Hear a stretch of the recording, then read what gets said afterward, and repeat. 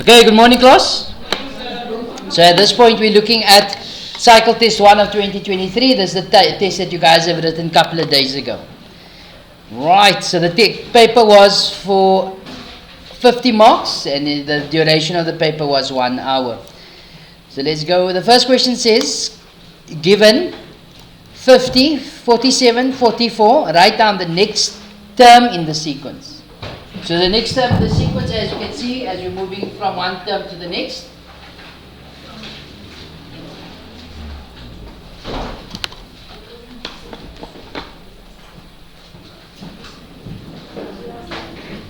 think charging, yes. As you're moving from one term to the next, I'm minusing 3, I'm subtracting 3 all the time, which makes my D value minus 3, and the A value, of course, of 50. So the next term in the sequence is going to be 41. You all agree with that? So here you just write 41, or you write term 4 is equal to 41. Okay. Then the next question says, write down an expression for the nth term of the sequence. So the nth term, here they're referring to the general term of the sequence. You all agree with that? So we say Tn is equal to A plus n minus 1d. What's your A value? 50 plus n minus 1 times negative 3. So it's negative 3n plus 53. Okay.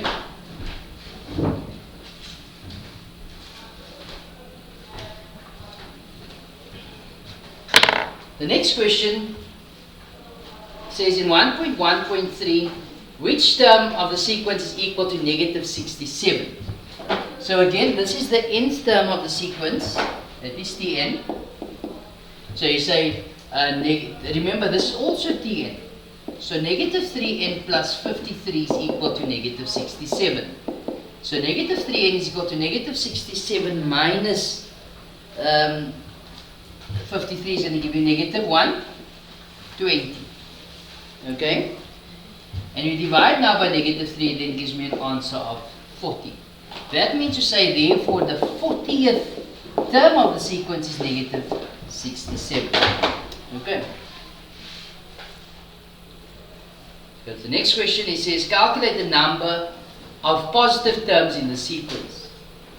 So again, for a positive term, it's going to be Tn has to be greater than 0. Because if it was greater than 0, it's going to be positive.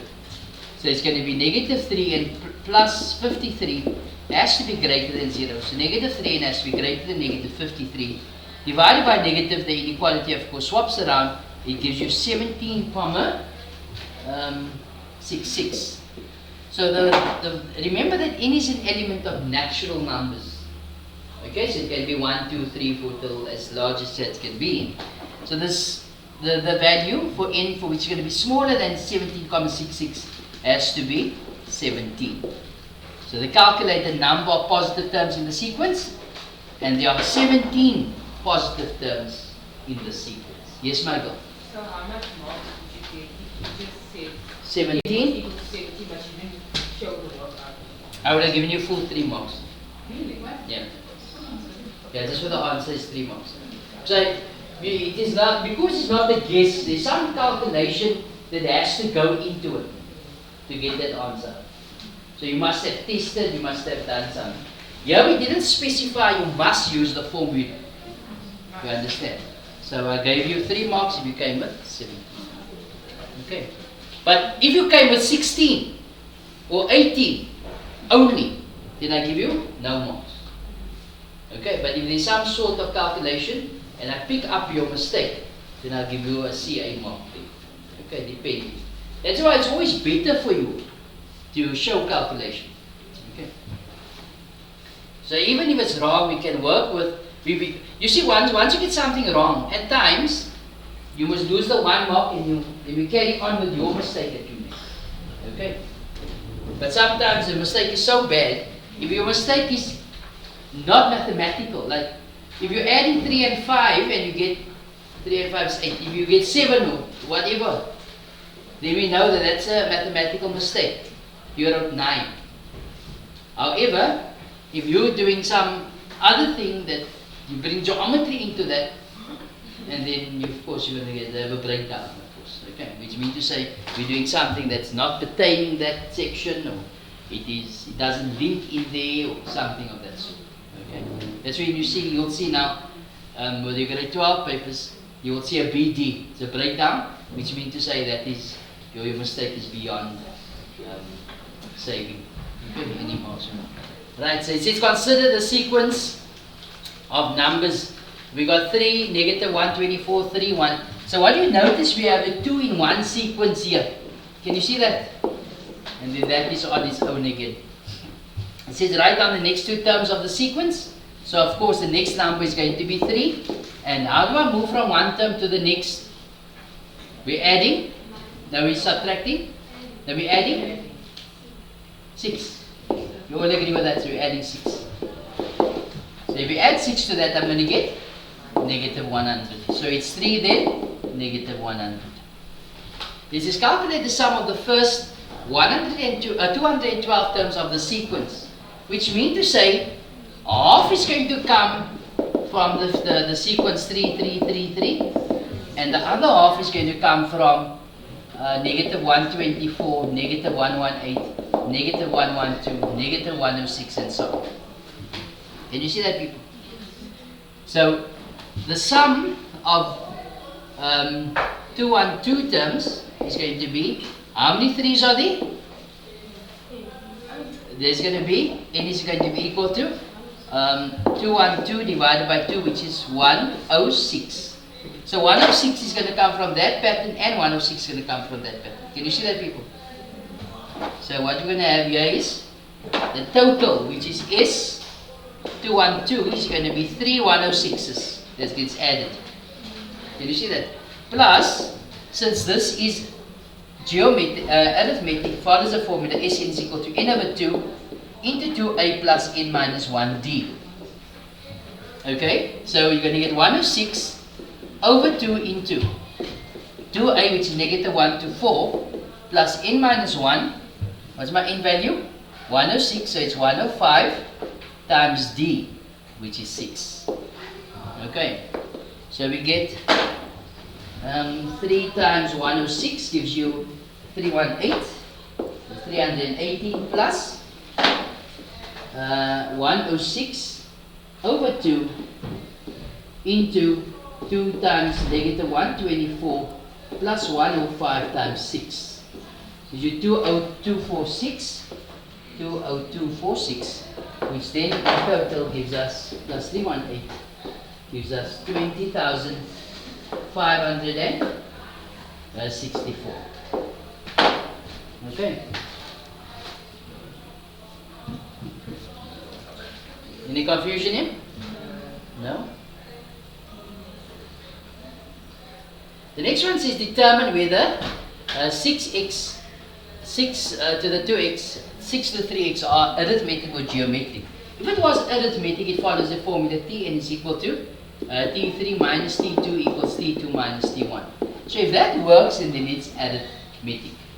So it's going to be 6 to the 3x minus 6 to the 2x is equal to 6 to the 2x minus 6 to the x. People, that is never the case. So it can't be arithmetic. Let's check for geometric. So it's going to be T3, which is 6 to the 3x over 6 to the 2x, is equal to 6 to the 2x over 6 to the x.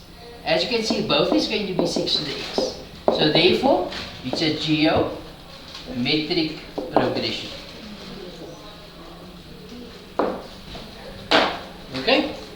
That's how you answer the question. You probably want to answer the mark allocation. There's one for method,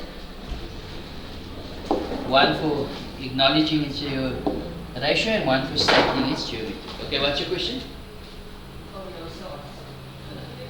If you say geometric only, of course it's 1 out of 3. Yes.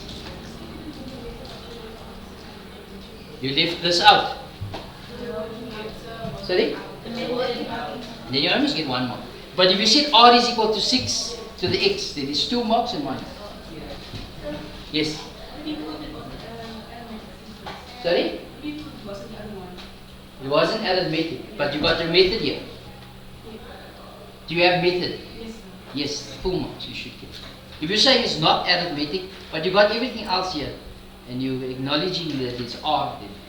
By saying it's not arithmetic, it's between the two it's geometry. Yes? So you have to specifically say geometric progression or can you just say Sequence, progression, geometric numbers, it's all the same to us. Okay. Anyone else? No. Right, 2.1, this is a proof question that you will find in the description box below. Okay? I've seen funny things. Okay? Not things that I've shown you. Okay, so I don't know where you guys are learning. Wherever you're learning, to stop it. Okay? So I didn't teach you stuff like that. Okay. People, in 2.2 we are told that the first term of a geometric sequence is A. So T1 is A, which we know. The common ratios are, given that A is equal to 12R, and the sum to infinity is A over 1 minus R is equal to 4. Calculate the third term, so T3. Okay. So the sum to infinity, how do you work out sum to infinity? A over 1 minus R. Okay? So in other words, I must calculate the constant ratio here, in this case. Can you see that? So my A value is 12R. I'm going to replace that. So 12R over 1 minus R is equal to 4. But naturally, this is 4 over 1. We cross multiply, gives us 12R is equal to 4 minus 4R. From here, it's a matter of solving R. Take it over the equal sign, becomes 16R is equal to 4. R is then going to be 4 over 16, which is a quarter. Okay, so what do we do now? We must calculate the value of A. Why? Because my T3 is equal to AR 3 minus 1, which is 2. You see that? So it's going to be 12 times a quarter, which is 3. So it's going to be 3 times R, which is a quarter squared. So it's going to give you 3 over 16. Okay. Any confusion there? Right. In the question 2.3 we are told that the sides A, B and 14 forms a geometric sequence. So if that forms a geometric sequence, it's A, B, 14. What is exclusive to geometric sequences? It has an R value, which is T3 over T2 equals T2 over T1. So it's going to be 14 over B is equal to B over A. Cross multiply, so B squared is equal to 14A. So I wait there and call that equation 1. Find the value of A and B, put it to two decimal places, and that was accompanying the sum. People, in the right angle triangles, what can we do? Pythagoras, not so. So now we say 14 squared is equal to A squared plus B squared. This is your Pythagorean theorem on this diagram given you. Okay? But what do we notice? We notice that B squared is there and there. Not so. So B squared I can just replace with 14A in equation 2. Yes? No, you don't need a reason. When do we need the reasons? Euclidean geometry only. Unless the question has said with the reason. Okay.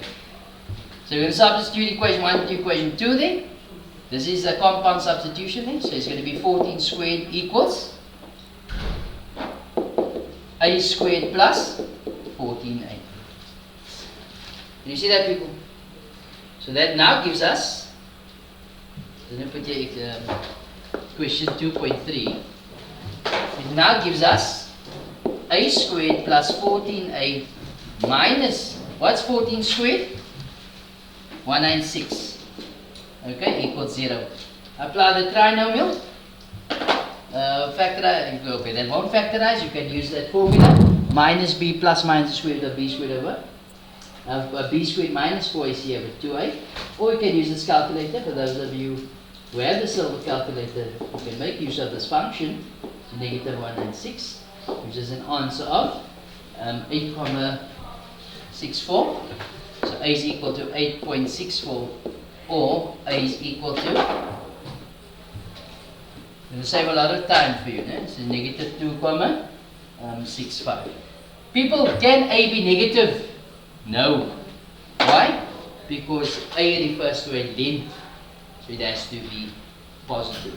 Okay, so I'm only going to consider the A to be positive. So what do? I substitute it into that equation. So it now reads b squared is equal to 14 times a, which is 8,64, which then gives me an answer of, let me just check here quickly, sure if that, nope. So I say 14 times 8,64 gives me 120.96, not so. And I take the square root of that, so b is equal to plus minus. Remember when you introduce square root, it's plus minus. So it's square root of that answer gives you 10.998. But what do we know? We know that b must be positive, not so. Therefore b is equal to 11 units, or 11 centimeters, or whatever they gave that units there to be. Yes, Michael? So for equation 1, what if you made a the subject of the formula? No problem. Then you're going to get 14. You're going to get b squared over 14 if a is the subject of the formula. Then it's going to cost you to work with fractions. Okay, but if you're strong in fractions and you don't have a problem, no problem with it. Okay. Anything else? Yes? Mark allocation. I gave you 1 mark. Let's go with black here. I gave you 1 mark for setting that up, and for getting equation 1. Then I gave you 1 mark for this here, so that's 3. Then for getting the quadratic equation out, that's 4, 5, and the last mark is at 11. Okay, so there's your 6 marks. Okay, anything else? Alright. People coming to the section that you guys will broke my heart in. But that doesn't matter to you guys. Anyway. People, the proof of this theorem can also be found in the link below. Okay, in the description box below. It's the second last proof in that video. Okay, I've done all the Euclidean of grade 11 in that video, and the 2 Euclidean proofs in grade 12, both is in that video as well. Okay, so just refer to that diagram box below. Okay, to that video. People 3.2, this one was not difficult. This was a fairly simple question that you guys have messed up heavily in. So we are reteaching this whole section to you people. So we are told that in the diagram, triangle ABC, D, K and E are points on the sides of the triangle. Then we are told that AD is to BD as 2 is to 3. So AD over BD is 2 over 3. Now I know some of you can do it without that. I just use this as a guide. So 2K, and if I first introduce the K there, and BD, no, AD is 2K and BD is 3K. Okay. Then we are told that DBE over EC is 4 over 3. So BE, so I'm not going to use K again, I must use something different. So 4A and 3A. Okay. Then we are told that CD and AE intersect at P. Nice. Then we are told that these lines are parallel. Okay. So if those lines are parallel, we know we can apply the proportionality theorem. Okay. So the question says, what is CP over PD? Okay. So CP over PD is the same as CF over FK. Now, so I have CF, I don't have FK. So that is what I'm going to calculate. I need to calculate first. Okay. As you can see, I make those markings for myself as a guide. Okay. Then we notice that we have BF. So in this triangle I'm going to work with. Can you see that? So I need to calculate K. Was it KE or KF? KE. I need to work out KE over BE is equal to AD over AB. Can you see that, people? Okay, so let's go with that. That's going to take us off. If you want, you can say you're working in triangle BAE. You don't have to say this. Okay. So we're going to say that KE over BE is equal to DA over AB. Why? Because it's the proportionality theorem with DK being parallel to AF. Where's AE? AE. Okay. So KE over 4A is equal to 2K over 5K. Okay. Again, the K's will cancel. That 4A goes up. So it's going to be 5KE. It's going to be 8A. So KE is equal to 8 over 5A. And I put this here, 8 over 5A. Okay. Then,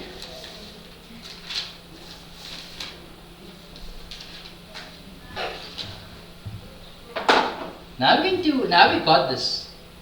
So now we say, now we're going to work with this triangle here. Can you see? So they want CP over PD. So CP over PD is going to be CE over EK. Okay? And these are parallel lines again. Same set of parallel lines being used. So again, you don't have to say in which triangle you work with. So in triangle CDK, we're going to say what they wanted, CP over PD. So CP over PD is the same as 3A CE over KE. You could have gone straight into that second step linked to that. No? You don't have to write what I'm writing here first. Okay? And this is going to again be the proportionality theorem with the PE being parallel to DK. Okay, so CE is going to be 3A over KE, which is 8 over 5A. So you put that in the calculator, of course the A's cancel. It's going to give you 15 over 8. Okay, so that's 15 over 8. So if needed, this year, CP will be 15B,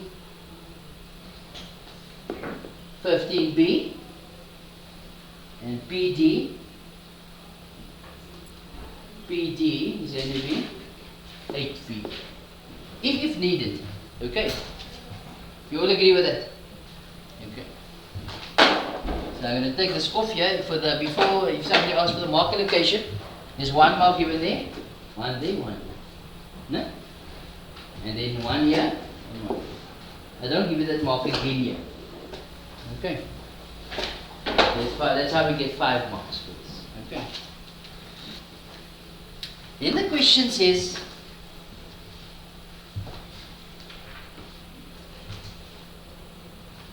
look at the next question. I'm going to keep the diagram in focus. That's why I'm taking that off there. Okay.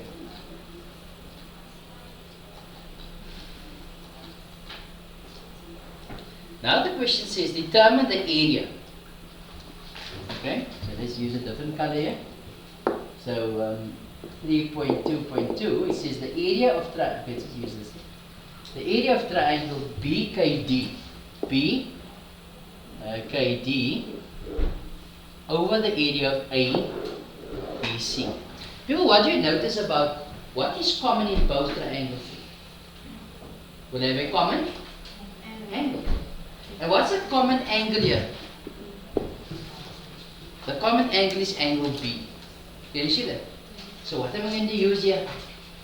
Sine, and the area, not so.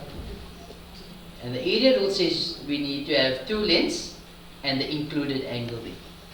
Not so. But I don't have this length. However, BK can be worked out. Not so. It's going to be 4A minus 8 over 5A.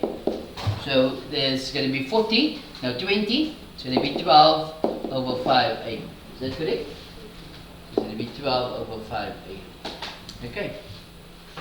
So the area rule is going to be half AB sine C. So in this case, in the smaller triangle, triangle BDK, it will be a half BD times BK sine of angle B over a half times triangle ABC. So it's going to be BA or AB times BC times sine of angle B.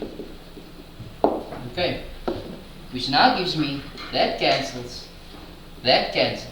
Okay, now BD is 3K, not so, that's what I'm getting from here, né?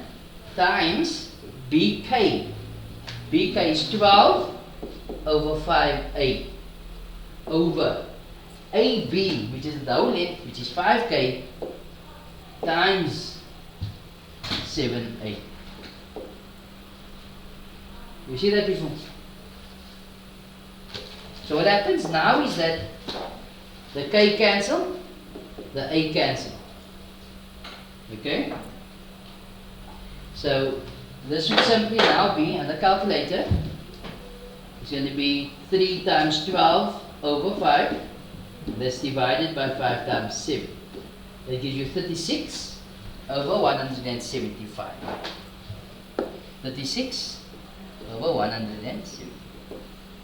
That's the area. Okay. And the last question was a giveaway. No?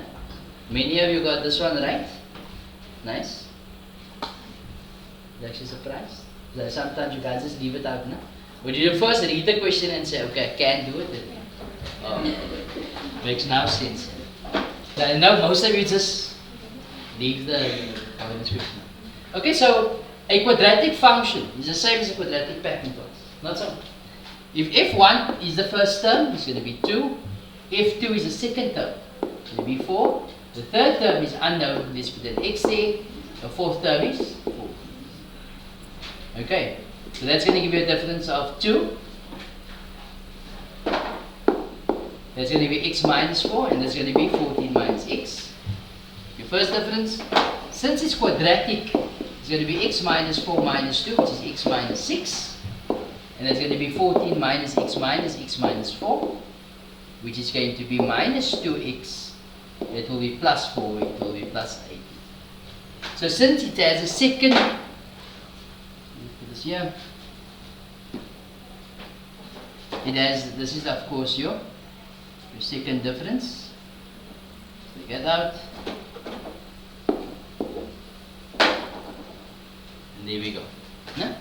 So what we do is we set this equal to each other, because there's a second common difference. We solve for x. 3x is equal to 24. X of course equal to 8. So therefore f3 is 8. Okay? And then 2 masters education. Any questions? No. Alright, so I'll stop the video at this point. Oh, nice.